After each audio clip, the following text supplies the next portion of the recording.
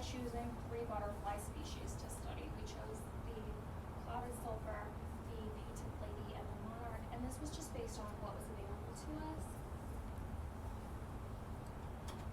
And so we went out to Grand River Chapel in late October and took a net and caught butterflies. And then we measured their body temperature using the temperature gun. And then we waved the net around to cool it off, and then used the temperature gun to measure the temperature of the net. And then we also took the current air temperature using the thermocouple, as you can see it attached to the temperature gun.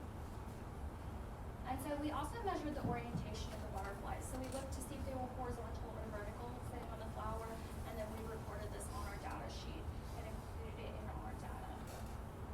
And then we went on to create operative models. And so we did this to see if the butterflies were in fact thermoregulating instead of thermoconforming. And so we created a horizontal model and a vertical model, and we made these monarch butterflies. And so these were made out of copper, and then we had a copper tube in the middle to represent the thorax, and then we stuck thermocouples inside the copper tubing to measure the temperature inside the copper tube, so we could effectively measure the temperature of the thorax. And then for our statistical methods, first we did an analysis of variance on the difference among the species and the temperature type, so that included air temperature, net temperature, and body temperature of the butterflies. And then we did a regression of the body temperature of the butterflies on the air temperature, and then we did an analysis of covariance of species orientation with air temperature, and this was because air temperature was considered a covariate in our study, and we didn't want it to affect our data and give us like false results, and so therefore we did an analysis of covariance so that it wouldn't affect our data, because we had taken our temperatures on different days, so we didn't want that to affect the results that we had gotten. And then we did an analysis of variance on air temperature to test for the effective orientation on the operative models. So as she mentioned, we started off with a regression of body temperature on air temperature, which had significance, which we were then able to rule out air temperature and use the ENCODE, which showed that no matter the species or really the orientation had a very similar temperature throughout, which is better shown in this. We were mostly focused on orientation, which as you can see here, horizontal and vertical are rather similar. We also used the operative models, which showed the horizontal was much warmer compared to the vertical when presented in the same air temperature. So by using the operative model as the control, we can assume that the butterflies are thermoregulating because their horizontal and vertical temperatures are very similar.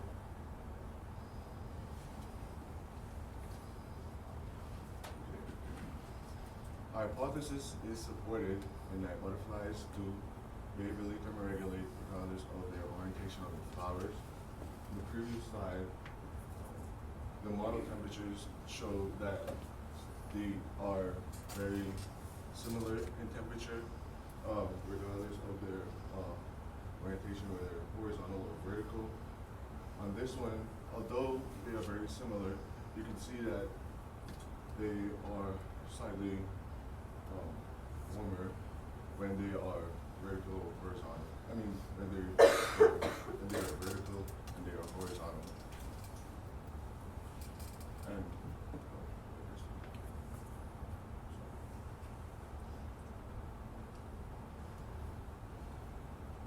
And here are some examples of butterflies using their orientation to thermoregulate, usually in this horizontal position. Usually in this horizontal position, they are flapping their wings, using cool air to go around their body so that they would avoid overheating, since their scales are more exposed to the sun and they absorb more solar radiation out of it. Now, I think there are two major things. I think there are just a few major things that we could look at to actually knowing the tech that we could look at after this research. So first of all, we know that they are behaviorally thermoregulating. We don't know if it was the wing flapping with certainty, or if it was similar to this, moving, basking on the horizontal flowers, and then moving over, and then basking on the vertical flowers when they get too hot, rather than primarily using their wing flapping.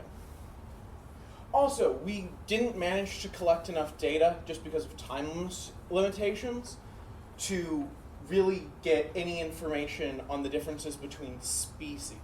So we don't know if they're thermoregulating at different temperatures, and we also don't know anything about any of these butterflies' thermal performance curves to know where they were behaviorally thermoregulating, if they were thermoregulating where they wanted to.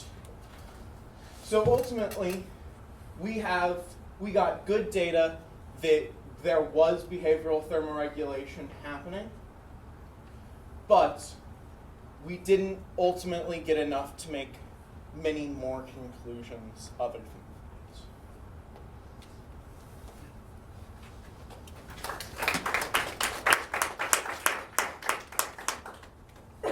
Questions from the audience? I have two questions. The first is just a clarification. Are you guys calling the treatment where the wings are closed vertical, or are you saying that vertical is when they're on a certain type of flower? This is vertical because they're horizontal on the flower. So, because I can't speak apparently. This is vertical. This is horizontal. It's not necessarily whether wings are open or closed, but this is going to be connecting where where its legs and the plant are interacting on a vertical plane. This is interacting horizontal plane. To add to that, a lot of times we did observe that the butterflies who were horizontal on the flower tend to have their wings closed, and a lot of times, that were vertical on the flower tended to have their wings closed, and a lot of times when they were horizontal on the flower, they tended to have their wings open, just because of how they behaviorally Yeah, thermoregulate. that was kind of my next question, is like in most of the pictures I noticed that on the vertical model the wings were closed, and you guys talked about how they're colder when they're vertical.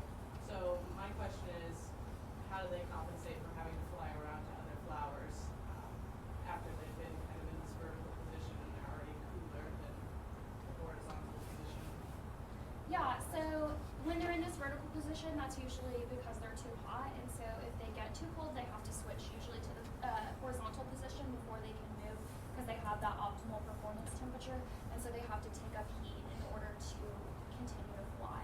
And so they have this temperature range that they have to stay at, and so they stay at this temperature range by either moving themselves to the vertical position and closing their wings so that the sun reflects off the side of the wings, or if they're too cold, they open their wings so that they can absorb all the heat from the sun and set horizontally on the flower so that the sun is hitting them directly on it.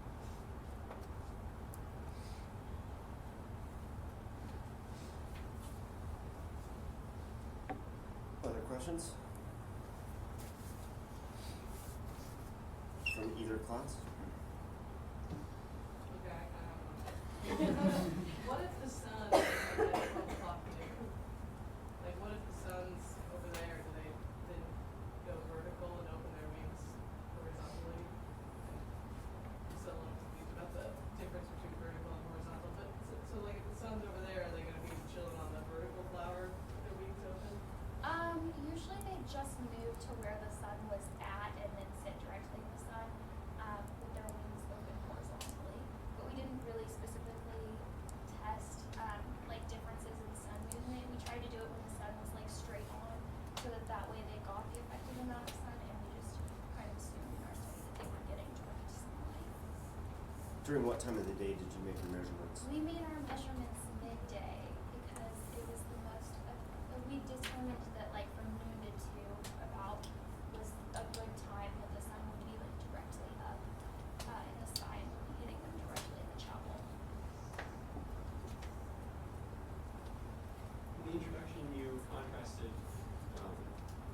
endotherms and ectotherms, but then Eckert later contrast between thermoregulating versus thermoconforming. I wonder if you could explain the difference between those two a little bit.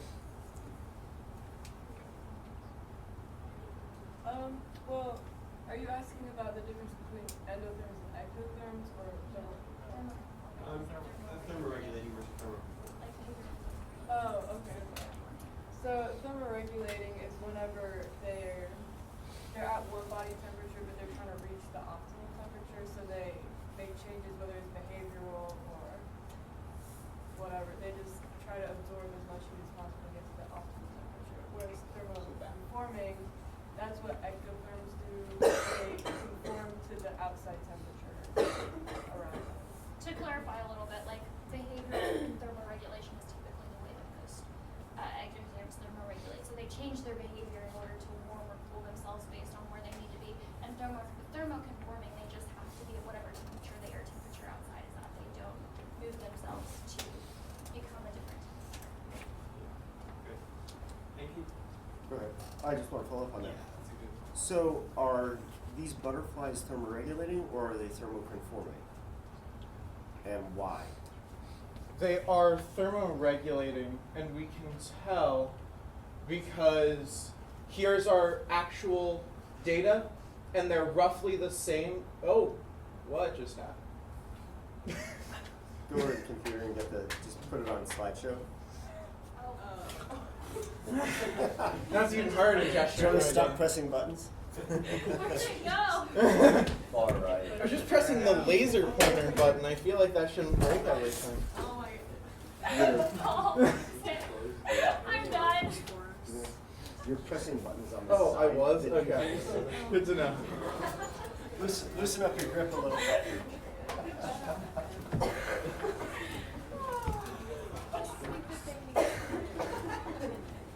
These things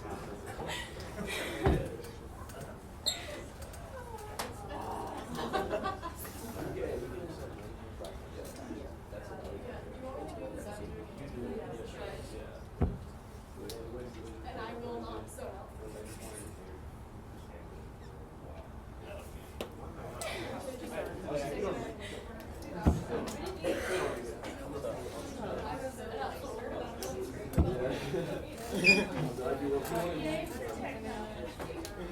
We're gonna have some transition slides. The laser pointer is at. So while he's doing that, just to keep that question going, are they thermoregulating or thermoconforming? And you showed that they're thermoregulating. Yes. Just by comparing to the copper models, right? Yes. So to keep that going, how are they thermoregulating? So we couldn't precisely get down Here you are, James. a method of thermoregulation. But in The- the general sense, are they doing it behaviorally or metabolically? They're behaviorally thermoregulated, and they don't have a high enough metabolism to metabolically thermoregulate. Only endothermic organisms have a high enough metabolism to metabolically thermoregulate. So if they're, well, I'll let you continue. Okay, so we know that they're behaviorally thermoregulating because here's our actual butterfly temperatures, and they are not significantly different between horizontal and vertical. A thing that I always forget when I look at this, that's 20.5, that's 22. So very small range we are finding these butterflies in. And when we went to our operative models, we have a 6-degree difference in their temperature. So if they weren't behaviorally thermoregulating in some way, we'd expect them to look like this, or at least closer and not have this really similar temperature between irregardless of orientation. So yes, they're thermoregulating. Are they thermoconforming? No, because if they were thermoconforming, then they would be the same temperature as the air, which we found they weren't. Yeah, if they were just thermoconforming, then this would be an exact relation. I mean, I guess it kind of somewhat depends on air temperature too. I mean, there's no reason for them to behaviorally thermoregulate if the air temperature is at their preferred temperature. So, I mean, if the air temperature is too cold, though, obviously they have to position themselves So this figure looks to me like thermoconforming. Why?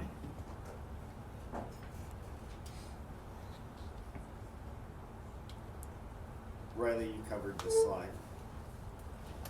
Why might this give you the impression that they are thermoconforming?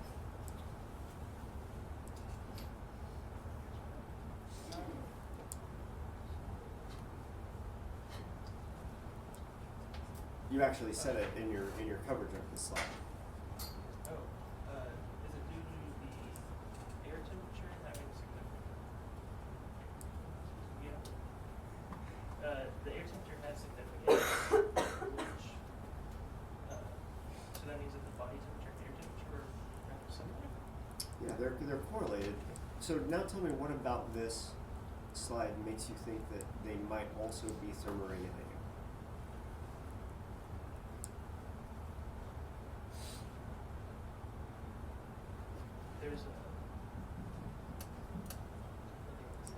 There's a wide range of, they're not all the same temperature. If they were thermoconforming, their temperatures would be more closer to such distribution. Does one of them look like, so back to Jonas's point, it seems like when they're thermoregulating, they're lowering their body temperature more than you would expect it based on the operative model. Is there one of these species that seems to be cooling itself unusually so?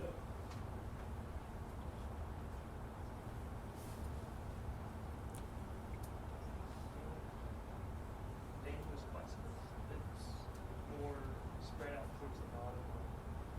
Most definitely the vertical and horizontal is not as spread towards the bottom, but the horizontal on like this one and its vertical is also on the lower. Where are the y-intercepts for these regressions?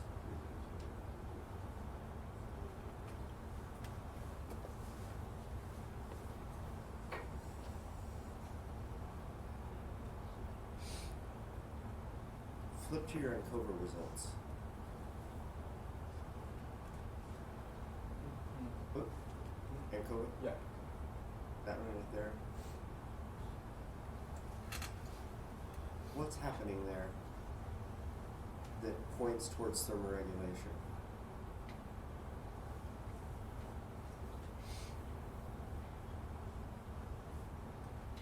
Flip back to the previous slide.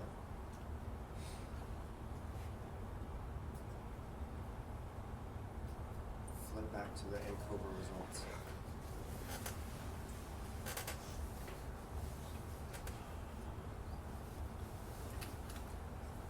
Luke has figured it out, I think. Have you figured it out? I mean, I'm gonna take a wild guess and say that it's changing. Okay, so what's going on with Vanessa, the painted lady? So basically, Good, Carl. okay, so basically what's happening here is you can see that the red and the blue, like the horizontal and vertical, are flipping. So here with Boys Philodipes, it's horizontal and then vertical, and then they flip for Danis flexibus, and then for Vanessa cardi, they flip back. And so this proves that they're manipulating or regulating. So you're talking about an interaction term in the analysis of covariance. Was your interaction term significant? The air temperature was significant. Hmm? The air temperature was significant, which we use as the Okay, so of all of your main effects, the effect of species, the effect of orientation, and the interaction of those two things, were any of those significant? No. Statistically significant? None of them were statistically significant. Were any of them close? The air temperature, no. I think Just the air temperature. Air temperature was Yeah. very significant. Everything else was very insignificant. In the ANCOVA, I mean, do you recall? The ANCOVA table? They're all on or higher, except the air temperature. The interaction term was 0.053, yeah. right on the cusp. So now go back to the previous Was slide. it species? Species and air temperature? The species by orientation interaction. Yeah. So that interaction term.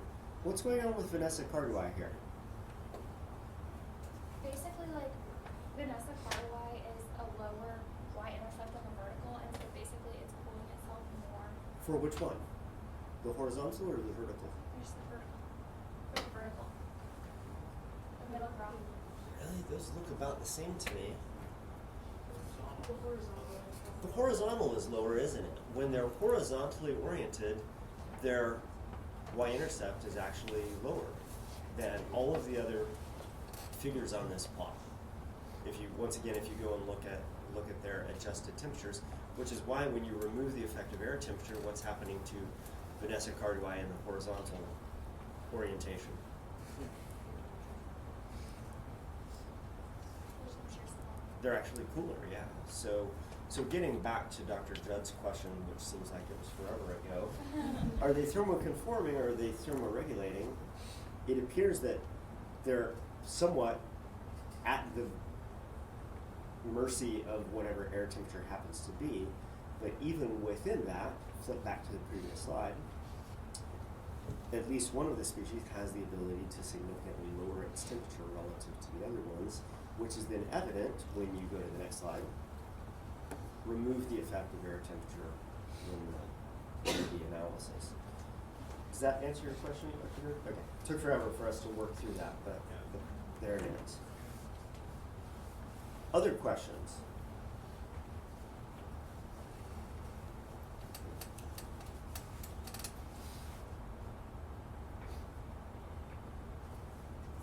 You all took temperature of the net.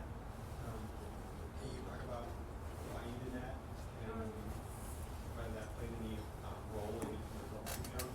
We just took temperature of the net to make sure that when we were taking the temperatures of the butterflies, we weren't getting the net temperature in our readings.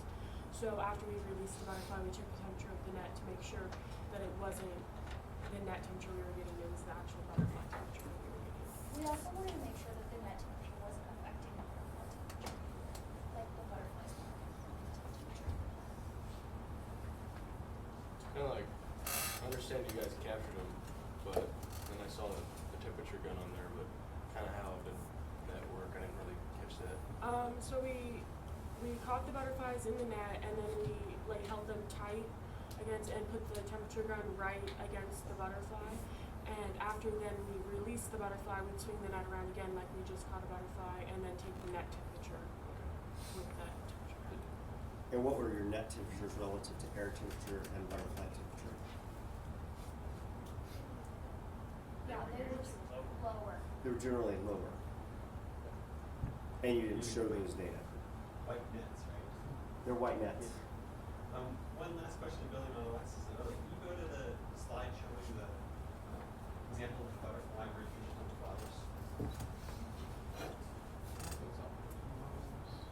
Yeah, that's a good one. You got a couple. Did you notice any patterns about the nature of the flowers they were on? Because there was a little bit, at first I was similarly unsure about whether you were talking about the orientation of the flower or the orientation of the butterfly when you first introduced it. And I wonder if you noticed anything about the orientation of the flower and its relationship to the orientation of the butterfly. Did you ever get vertically oriented butterflies on flowers like those daisies? We didn't really look at what the flower orientation was, we more so looked at what the butterfly orientation was on the specific flower. Yeah, those are all the data you showed. I was just wondering if you picked up on that variation, just in all the time you spent out there looking for butterflies. No, because we were since we were collecting down at Grand River Chapel, and it has just a lot of varied flowers. There weren't many flowers of each type for them to land on, necessarily. Do you, Yeah, do you each recall, species. Do you That's recall it. what the predominant species was that was there flowering at the time that you were doing it? Cloud and sulfur. Flower. The flower not species. buttons. Wasn't it purple? They were purple. You guys know what flower that is? Were the flowers purple and really big? No, they were purple and really small. It's New England aster. And if you put a butterfly on a little New England aster flower, what does it do?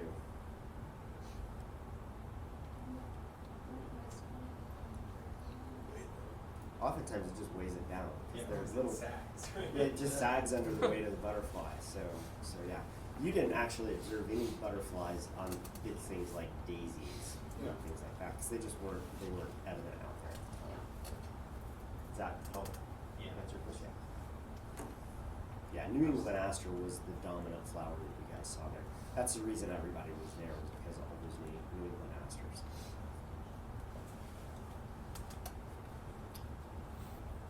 Not many questions for me and A students. You just have no questions? Moving forward, like what else like would y'all test or? So we weren't able to like precisely make anything about this performance curve with our butterflies.